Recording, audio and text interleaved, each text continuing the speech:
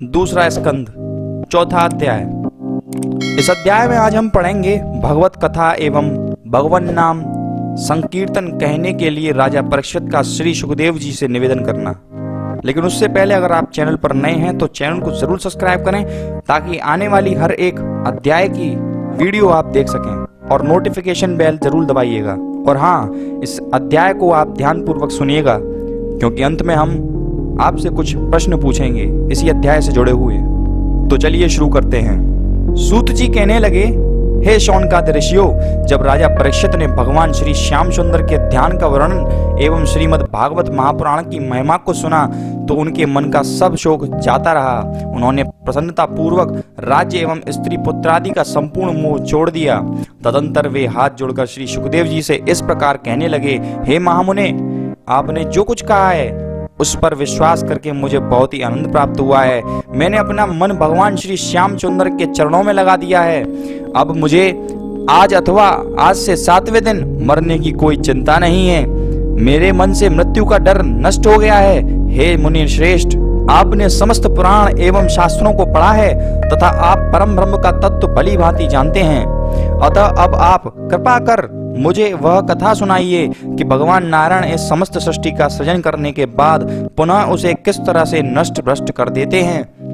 इसके बाद आप मुझे निर्गुण ब्रह्म की वे लीलाएं सुनाने की कृपा करें जो प्रभु ने सगुण स्वरूप धारण करके इस जगत में किए हैं। राजा परीक्षित के ऐसे वचन सुनकर श्री सुखदेव जी मुनि बड़े प्रसन्न हुए।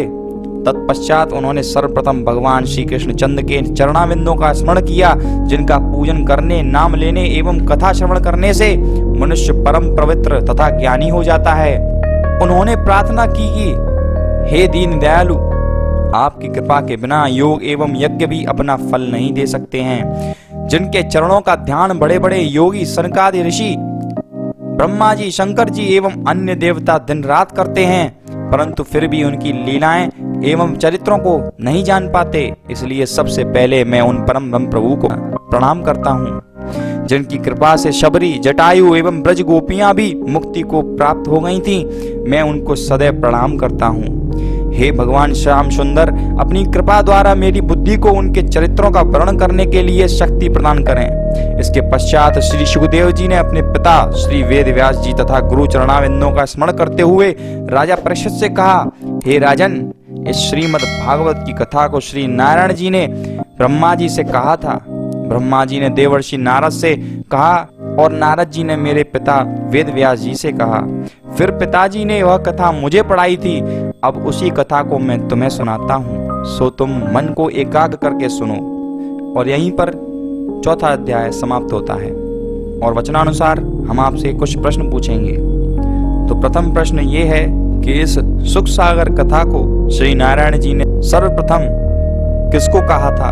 और दूसरा प्रश्न इसी प्रश्न से जुड़ा हुआ कि ब्रह्मा जी ने श्री नारायण जी से यह कथा सुनकर किसको कहा था।